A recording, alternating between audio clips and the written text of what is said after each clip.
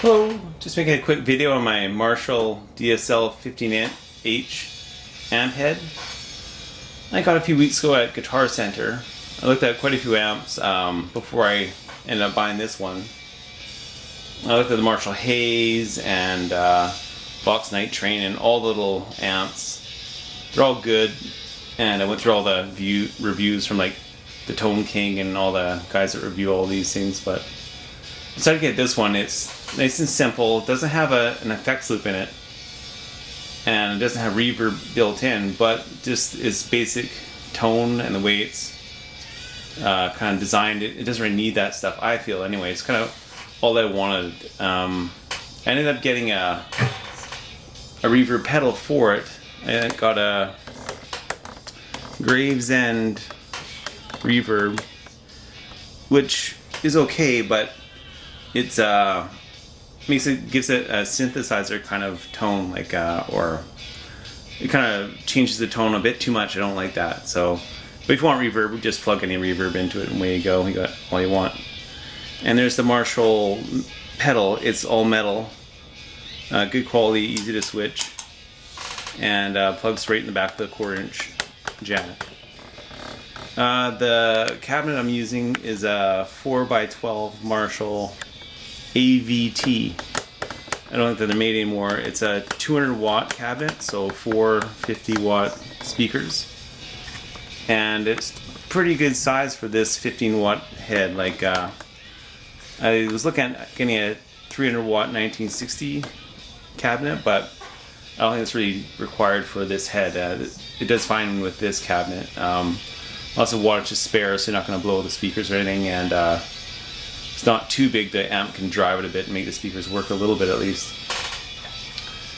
So the main reason I'm doing this video is to just kind of say that this amp can play good at low volumes. The other videos I've seen on YouTube, they do a good job of going through all the specs and stuff, but they don't really say that it can play good at low volume. So I've been here in my house. We have just a small room with a drum kit and bass guitar and stuff like that, so we can all play together, and this amp will more than kind of drown out the drum kit easily, so it works well that way. Before we've had other amps like all solid state amps, but now with this amp we really like the sound of the tube. That's another reason why I don't use the reverb pedal or any pedal for that reason. Like, just kind of gets the true tube sound. So you can see this on any other video, and it probably sounds better than this, but I'll just go through it real quick. The fit and finish is excellent. All the corners and covers glued nice and tight to the head frame. No problems there. Nothing I could see wrong with it at all. This is actually a floor demo model. I went to the Guitar Center to pick mine up, and they had all sold out, so I had to get the floor model, but that's fine. It can't be that old. It was just released this year, so it's been used though, and there's absolutely nothing wrong with it. Everything's tight. Like, all the buttons are tight. The knobs, they feel like you expect them to feel. You know, the switch is a heavy-duty plastic switch. Switches down to turn on, but this seems all good quality. So one other thing I noticed with it is that the ultra gain and the classic gain don't overlap by very much. Like, I'm not going to show it here. So there's classic gain on 10, and the gain's on 10 on classic. So you see green, it's on classic. And you switch to red, ultra gain, and that's set at just where it'll start to play. Like, go too low, it just won't play. So that's probably about closer. So there's no overlap between the two channels. You kind of want, you're going for gain or you're going for a classic sound type thing. They come pretty close though, so I mean, whatever. And also once you start to turn it up, then the classic gain breaks up even more, so you can get closer again to your ultra gain. So basically you have this deep switch, which is great. Without it on, it gets a bit thin at lower volume levels, and with it on, it's a lot thicker. You probably can't hear it on the camera, but in here in front of it. 4x12 cabinet is pretty obvious. Presence is kind of like your presence in the band or whatever. So you turn your presence down, you get your rhythm guitar, or up, you get more of your lead guitar, kind of more trebly and cuts through a bit better.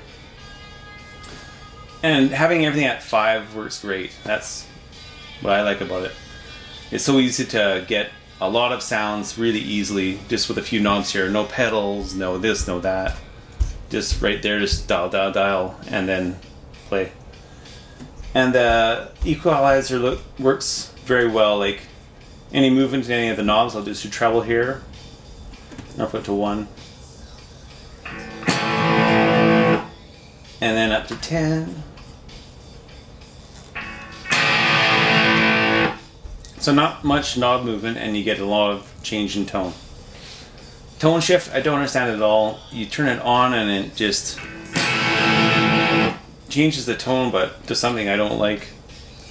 So I just leave it turned off. But I'm sure you could turn it on and switch it and turn it. Have a nice button to switch it out of tones if you want. Ultra gain, of course, is your high gain. I start it low. My son plays it. He cranks it to 10, but you can hear the amp as soon as you start turning this up, how much gain you're going to get. It just, I don't know if the camera's picking that up, but it instantly goes to a lot of gain.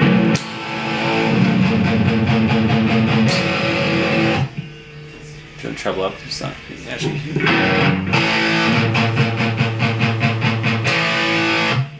So yeah, it's got a ton of gain. I can't see ever, we have distortion pedals and stuff, I can't see ever using them like, it's got so much gain. And then if you want to get out of it, just switch back to the clean. Switch is easy and instantly, no break in the sound at all. Goes to ultra gain to classic gain. The channel select switch, it doesn't work now because the pedal's plugged in, but if it wasn't anything, you just press it here, no problem. And that's about it. In the back, there's lots of secret outlets. This is an 8 ohm cabinet, so I have it on 8. And then there's the pentode triode mode, is 7 watts to 15 watts in the back. It's on 7 right now. And it's good that way. When it's on, you see the tubes glowing in the back, which is kind of neat as well. Love to get a Slash signature amp or Yngwie Malmsteen and all that, but for what I'd ever use it for, this thing could easily gig a 200 person room or whatever you want it to do. It could become uncomfortably loud really quickly and also play great at low volumes and sound good as well. So people can watch TV in the other room, I can play, no big deal. No one's home, you can crank it up and just rattle the windows and blow away the drums if you want as well. And it's got that nice classic, 70s, 80s metal sound. I mean, go to ultra gain, turn it up, drop tune your guitar, and you get a modern metal sound as well. So it covers a lot of metal without any extra programming. It's just pure, good quality metal. And it's not made in the UK. This cabinet's made in the UK, but the head's made in Vietnam. But it's made, built to Marshall specs by OEM in Vietnam, I would suppose, unless they have their own factory there. I don't know, but it's done a good job. I'd rather have the UK, but Vietnam's fine by me for this amp, no problem. Okay, so I hope you enjoyed my video on the Marshall DSL 15H.